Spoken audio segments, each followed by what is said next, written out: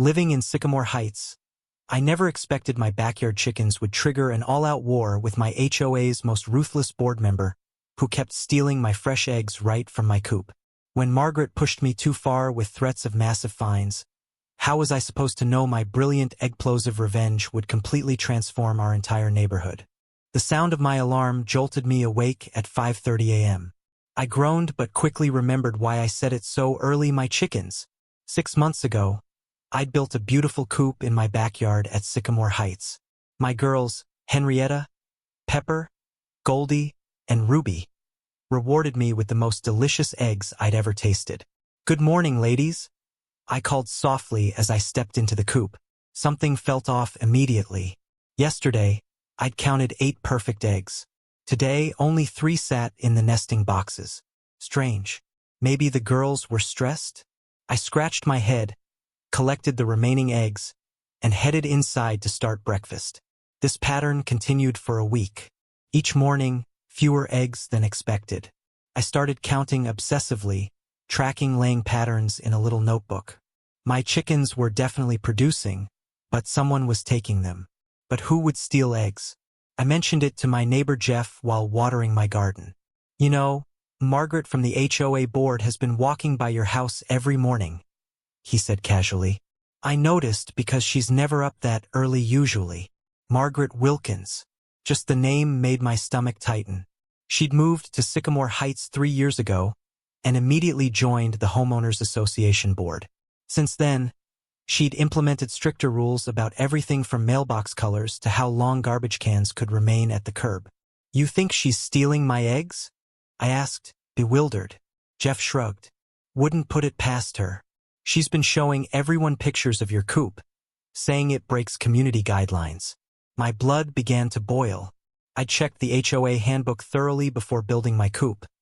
There were rules about structures, but nothing specifically prohibiting chickens. I'd made sure my coop was clean, attractive, and the right distance from property lines. The next morning, I skipped my usual routine. Instead, I hid behind my garden shed with my phone camera ready. At 6:15 a.m., like clockwork, a figure in designer workout clothes slipped through my side gate. Margaret. Her ponytail bounced as she crept toward my coop, looking nervously over her shoulder. She eased open the door, reached inside, and carefully placed several eggs into a small fabric bag. I stepped out from my hiding spot. "Finding everything okay, Margaret?" She jumped so high she nearly dropped the eggs. Her face flushed bright red, then quickly morphed into a self-righteous frown. "I'm gathering evidence," she said, chin raised. "Your little farm operation violates community standards. Does evidence gathering usually involve trespassing?" I asked calmly, though my heart was racing. "And stealing?" "It's not stealing when it's contraband," she replied with a smirk. From her purse, she pulled out an official-looking paper. "This is a notice of violation. Your chicken coop must be removed within 30 days, or you'll face a $100 daily fine." I took the paper, hands trembling slightly. There's nothing in the bylaws prohibiting chickens. The board voted on new amendments last month. No livestock allowed, including chickens. Her smile widened. "You should have come to the meeting." I had been working late shifts that week. She knew this. Margaret worked at the same hospital, though she was in administration while I was a nurse. "The eggs are just bonus evidence," she continued, dropping them into her expensive purse. "Though they are delicious in my morning smoothie." As she strutted away, victorious, I stood frozen. My chickens weren't just pets. They were therapy after long hospital shifts. Watching them peck around the yard, listening to their soft clucking, it calmed me like nothing else. And those fresh eggs were reducing my grocery bill significantly during tough times. That night, I couldn't sleep. I reviewed the HOA documents again. The amendment had indeed passed, but they hadn't followed proper notification procedures. Still, fighting the HOA would be exhausting and potentially expensive. While browsing online forums about HOA disputes, I stumbled upon stories of other homeowners using creative solutions. One caught my eye: a person who had dealt with fruit thieves using fake fruits filled with dye. A light bulb went off in my head. I spent my day off driving to craft stores, gathering supplies. I found ceramic eggs designed for crafters, small tubes of washable blue dye, and silicone sealant. Back home, I drilled tiny holes in the ceramic eggs, filled them with the dye, and sealed them carefully. Once dry, I placed them prominently in the nesting boxes, hiding the real eggs in a different spot. My heart raced as I went to bed that night. Was this childish? Maybe, but Margaret had pushed me too far. She wasn't just enforcing rules. She was enjoying it, stealing my eggs for her personal use while threatening my peaceful backyard hobby. Sometimes you need to stand up to bullies, I whispered to myself as I drifted off to sleep, wondering what morning would bring. At 6:22 a.m., a blood-curdling scream echoed through the neighborhood. I was already awake, waiting. I peeked through my blinds to see Margaret standing by my coop, hands and designer outfit splattered with bright blue dye. One of my ceramic eggs lay shattered at her feet. I grabbed my phone and headed outside, already recording. "Is everything okay, Margaret?" I asked innocently. She whirled toward me, face contorted with fury. "You did this on purpose. Look at my clothes. My hands. This is assault." "I'm confused," I said, continuing to record. "Why are you in my yard at 6 a.m.? And why are you touching my decorative eggs?" "Decorative?" she sputtered. "You booby-trapped them. They're craft projects. I like to keep them in the coop as inspiration for the chickens," I said with a straight face. "The real question is why you're trespassing on my property." Again, Margaret's eyes narrowed to slits. "I'm calling the police and the HOA attorney. You'll be sorry you ever moved to Sycamore Heights." As she fumbled with her blue-stained phone, I calmly said, "Before you do that, you should know I have security camera footage of you stealing my eggs every day this week. Trespassing and theft are actual crimes, Margaret. My decorating choices aren't." She froze, weighing her options. "Delete that video right now," she demanded. "I can't do that, but maybe we can make a deal. You leave my chickens alone. I'll keep the footage to myself." For a moment, I thought she might agree. Then her face hardened. "You have no idea who you're dealing with," she hissed. "I run this neighborhood. By next week, everyone here will think you're the neighborhood menace, not me." As she stormed off, leaving blue footprints down my garden path, I wondered if I'd made a terrible mistake. Had I just declared war on the most powerful person in Sycamore Heights? 3 days passed with no sign of Margaret. Just when I thought maybe she'd given up, the email arrived. Subject line: Emergency HOA meeting. Health hazard at 247 Maple Drive. My address. I clicked it open with trembling fingers.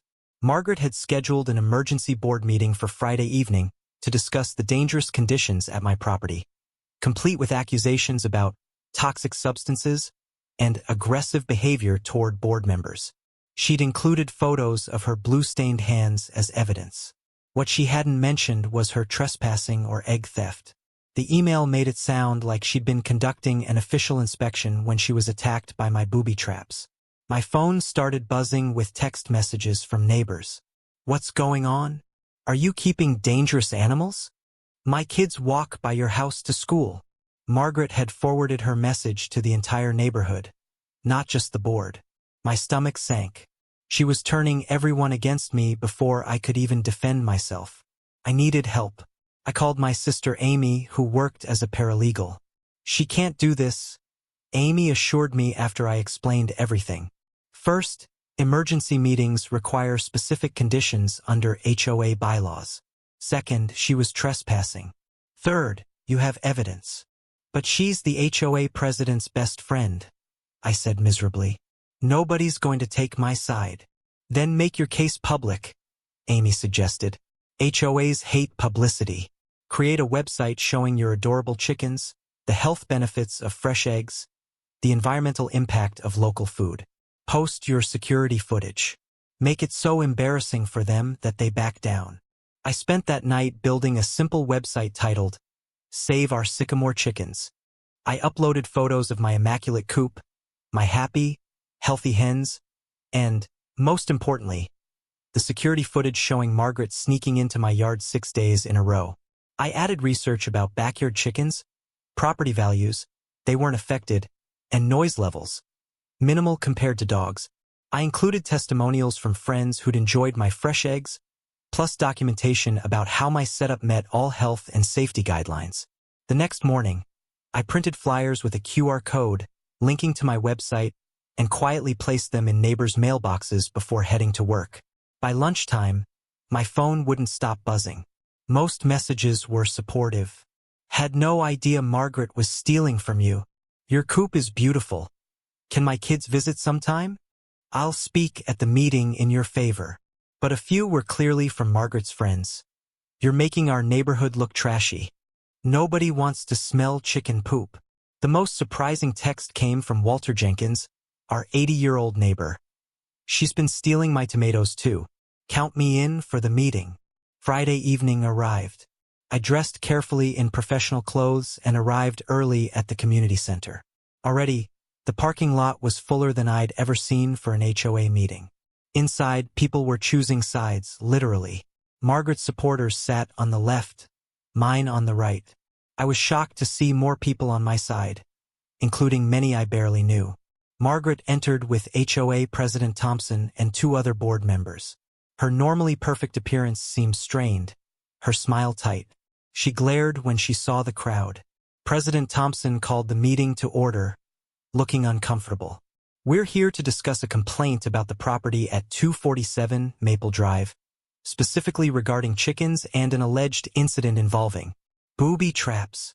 Margaret interrupted, holding up her hands, which still had faint blue stains. She deliberately set a trap that ruined my clothes and could have been dangerous. I raised my hand calmly, and Thompson nodded. Before we address the egg incident, I'd like to understand why Ms. Wilkins was on my property at 6 a.m. without permission, I said clearly, and why she's been stealing my eggs for weeks. Murmurs spread through the room. Thompson looked confused. What is she talking about, Margaret? Margaret's face flushed. I was conducting an inspection. Without notice or permission? I asked. Is that standard HOA procedure? Show them the video, called a voice from the back. Others joined in. Thompson sighed. Do you have evidence of these allegations? I connected my laptop to the projector. The footage was unmistakable. Margaret entering my property day after day, taking eggs, never conducting any kind of inspection. When the lights came back on, Margaret was furiously whispering to Thompson. He looked increasingly uncomfortable. Even if she was taking eggs, which I'm not confirming, Thompson said carefully, the issue remains that backyard chickens violate our new amendment. About that amendment, I said, pulling out papers. According to Section 7 of the bylaws, amendments require written notice to all homeowners 30 days prior to the vote. No such notice was sent. Thompson took the papers, frowning. We sent emails. To some residents, I corrected. I have 10 homeowners here who received no notification. That makes the amendment invalid. Walter Jenkins stood up slowly. And while we're talking about Margaret's inspections, I'd like to know why she's been inspecting my vegetable garden and taking tomatoes without permission. Suddenly, others joined in. She took flowers from my garden. She helped herself to my mail order packages. She borrowed my lawnmower without asking and never returned it. Margaret's face had gone from red to white. These are all lies. They're ganging up on me because I enforced the rules. But the tide had turned. Even her supporters looked shocked by the mounting accusations. Thompson cleared his throat. I think we need to table the chicken discussion pending review of the amendment procedures. And, he looked directly at Margaret, we may need to discuss board conduct guidelines at our next meeting. Margaret shot to her feet. This is ridiculous. She has dangerous animals and attacked me with blue dye. Are you all blind? They're ceramic eggs, Margaret, I said quietly. Decorative items on my private property, which you had no right to touch. I move that we dismiss this complaint and reinstate the previous rules until proper amendment procedures can be followed, said Mrs. Rivera, a board member who'd been silent until now. The motion passed 4-1 with only Margaret voting against. As people filed out, many stopped to congratulate me or ask when they could buy eggs. Margaret stormed out alone, phone clutched in her hand, already dialing. I should have felt victorious, but something in her expression worried me. She wasn't giving up. This battle was just beginning, and I wondered what her next move would be. As Walter patted my shoulder and invited me to see his garden tomorrow, I spotted Margaret in the parking lot, talking intensely with someone in an expensive car I didn't recognize. Who was her powerful friend, and what were they planning? I had won this round, but Margaret's words echoed in my mind. You have no idea who you're dealing with. My hands shook as I pushed open the heavy oak doors of our community center. Tonight wasn't just any HOA meeting, it was my judgment day. The room fell silent when I walked in, 40 pairs of eyes turning to stare. Margaret sat at the center table, her blue-stained Gucci blouse displayed on a hanger beside her like a battle flag. There she is. Margaret's voice cut through the silence. The chicken lady who thinks she can assault HOA officers. I clutched my folder of evidence tighter. Inside was everything I needed, if they would just listen. President Thompson, a retired judge with steel gray hair, banged his gavel. This emergency meeting will come to order. We're here to address complaints against the property at 1422 Wisteria Lane regarding unauthorized livestock and retaliatory actions against HOA personnel. My mouth went dry. The word emergency wasn't good. They had fast-tracked this, giving me barely 24 hours to prepare my defense. Before we begin, President Thompson continued, I must inform everyone that Channel 8 News contacted us about this matter. Apparently, someone has been sharing information with local media. Heads turned, whispers erupted. Margaret's face reddened. This was my first surprise for her. I had sent an anonymous tip to the news station about HOA overreach in our neighborhood. Nothing like a little public scrutiny to keep things fair. Ms. Winters, you may present your case against the homeowner. Thompson nodded toward Margaret. Margaret stood dramatically, pulling out a thick binder. For 3 months, I've documented multiple violations at 1422 Wisteria. The homeowner has constructed an illegal farming operation in a residential zone. She flipped through photos of my modest coop and 6 hens, making it look like I was running a factory farm. When I attempted to gather evidence of these violations, I was assaulted with a booby-trapped explosive device that ruined my clothing and could have caused serious injury. Gasps filled the room. I fought the urge to roll my eyes. Ms. Winters, Thompson asked, why were you on the property collecting eggs rather than simply photographing from the sidewalk? Margaret stammered. Well, needed to document the full extent of the violation. So you entered private property without permission? His eyebrow raised slightly. I hadn't expected Thompson to ask such a pointed question. Maybe he wasn't completely in Margaret's pocket after all. For 40 minutes, Margaret detailed my supposed crimes against Sycamore Heights community standards. She showed the ceramic egg fragments, her stained clothing, and even had her doctor testify about her emotional distress from the incident. When my turn came, I approached the front calmly. I've lived in Sycamore Heights for 7 years and have always respected our community. However, what's happened recently isn't about community standards. It's about harassment. I played my security footage on the projector. The timestamps showed Margaret entering my backyard on 12 separate mornings, always when I was away at work. The footage clearly showed her taking eggs, not just photographing them. This isn't HOA enforcement. It's trespassing and theft, I explained. And it's been happening for weeks. The room buzzed with whispers. Margaret's face drained of color. Furthermore, I continued, I've researched local ordinances extensively. I handed out copies of my findings. Our county specifically permits backyard hens in residential areas. The HOA bylaws don't explicitly prohibit them. They only mention no livestock that creates excessive noise or odor. My hens are quiet, clean, and contained. I showed photos of my immaculate coop setup, along with testimonials from my immediate neighbors stating they'd never been bothered by noise or smell. Next came my masterstroke. I revealed a community survey showing that 72% of Sycamore Heights residents actually supported allowing backyard hens. I'd quietly conducted this research over the past month, building support while Margaret thought I was simply awaiting my punishment. And regarding the explosive device, it was a ceramic egg filled with washable craft dye. I demonstrated with a sample. A harmless deterrent placed on my own property to identify who was stealing from me. The dye washes out with regular laundry soap. As I finished, the back door opened. A Channel 8 News reporter slipped in with a cameraman. Perfect timing. President Thompson cleared his throat. We'll take a 15-minute recess before voting. During the break, an elderly man approached me. His hands trembled as he spoke. I'm Edwin Jenkins from Maple Street. Margaret's been taking my prize tomatoes for months. Said they violated some rule about garden heights. His voice cracked. I was too scared to say anything. After my wife died, this garden is all I have.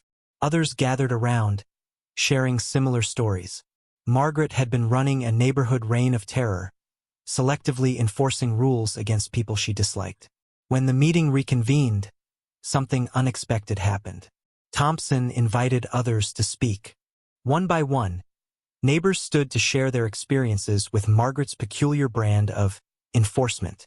The final vote wasn't even close. The board ruled 6-1 that my chickens could stay, and they opened an investigation into Margaret's conduct as an HOA officer. As the meeting adjourned, Margaret rushed toward me, her face twisted with rage. This isn't over. I'll appeal to the county. I'll sue you personally. I simply handed her a bottle of laundry detergent with a smile. For your blouse. Instructions are on the back. The news crew caught the whole exchange on camera. Tomorrow, all of Sycamore Heights would be eating breakfast while watching Margaret's humiliation on the morning news. What I didn't realize was how deeply Margaret's roots in our community went, or how dangerous a cornered bully could become when her power was threatened. Rain pounded against my kitchen window 3 days after the HOA meeting. I sipped my coffee, watching my hens huddle in their covered run. The Channel 8 news segment had aired yesterday, painting Margaret as a rogue HOA enforcer, and me as the plucky homeowner who stood up to tyranny. My phone hadn't stopped buzzing with supportive messages. But the victory felt hollow. Margaret's car hadn't moved from her driveway since the meeting. Rumors spread that she'd called in sick to her real estate job. Part of me felt guilty. I wanted justice, not to destroy someone. The doorbell rang. I opened it to find President Thompson standing there, soaking wet without an umbrella. May I come in? It's important. I led him to my kitchen table, offering a towel and coffee. Margaret resigned from the board this morning, he said, staring into his mug. But that's not why I'm here. The board has been doing some accounting. He slid a folder across the table. Inside were bank statements showing over $14,000 missing from the HOA reserve fund. We think Margaret has been skimming for years. Small amounts, maintenance fees for services never performed. She handled all the paperwork herself. My mind raced. Why are you telling me this? Because you're good at research. You understand the bylaws better than most of us. And frankly, you stood up when others wouldn't. He sighed heavily. The board wants to offer you Margaret's position. I nearly choked on my coffee. You want me to join the HOA board? After everything that happened? Sometimes the best watchdogs are the ones who've been bitten, he said. We need someone who'll question things. I told him I'd think about it. After he left, I walked through the rain to check on my chickens. They clucked happily, unfazed by the weather or HOA politics. Later that afternoon, a moving truck appeared outside Margaret's house. I watched from my window as workers loaded furniture. Margaret supervised from under an umbrella, never once looking toward my house. My phone rang, an unknown number. Is this the chicken lady? A gruff voice asked. Who's calling? Name's Dave Perkins. I run Sunnyside Community Garden over in Pinecrest. Saw you on the news. Impressive work. He explained that community gardens across the county had been fighting similar battles with HOAs and city ordinances. They wanted to form a coalition to protect urban farming rights, and they wanted me to help lead it. We need someone who knows how to fight smart, Dave said. Someone who uses the rules instead of just yelling about them. Before I could answer, A crash from outside made me jump. I rushed to the window to see Margaret storming across my front yard, wielding a garden rake. Behind her, my chicken coop door hung open. I dropped the phone and ran outside. "Margaret, what are you doing?" "Fixing the problem permanently." She swung the rake wildly. "If those birds are gone, there's nothing to protect." My chickens scattered across the yard, flapping in panic as rain poured down. "Stop! This is insane." I tried to block her, slipping in the mud. "You ruined me," she screamed. 20 years on that board. My reputation. All because of your stupid eggs." Neighbors emerged from their houses, watching in shock. Someone was filming with their phone. I managed to grab the rake handle. "Margaret, please. This isn't helping anything." "Let go." She yanked hard, sending us both tumbling into the mud. We sat there, soaked and filthy, as my chickens clucked nervously around us. The absurdity of the situation hit me, and I started to laugh. After a moment, Margaret's rage crumbled, and she began to laugh too, a broken, exhausted sound. "I'm moving to Arizona," she finally said. "My sister lives there. No HOA." "Good choice," I replied, standing and offering her my hand. She hesitated, then took it. As I helped her up, I realized the entire neighborhood was watching. Among them stood Edwin Jenkins, protectively clutching a potted tomato plant. Margaret looked around at the crowd, then back at me. "I never stole any money," she whispered. "They'll pin that on me too. If you didn't take it, help me find out who did," I said quietly. "Make it right before you leave." Something shifted in her eyes. She nodded once, then walked away through the crowd. 2 weeks later, the truth emerged. The HOA treasurer, a quiet man named Robert who had always supported Margaret, had been embezzling funds for years. Margaret had suspected but looked the other way in exchange for his votes on the board. My investigation had unintentionally exposed both of them. I did join the HOA board eventually. My first proposal was a comprehensive urban farming ordinance that protected both property values and homeowners' rights to grow food. Passed unanimously. Margaret sent me a postcard from Arizona 6 months later. No message, just a photo of desert chickens, Gambel's quail, running across the sand. I keep it on my refrigerator next to the newspaper clipping about our new community garden, where neighbors now share everything from gardening tips to fresh eggs.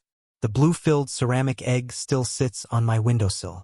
I don't need it anymore, but I keep it as a reminder that sometimes standing your ground doesn't mean standing alone.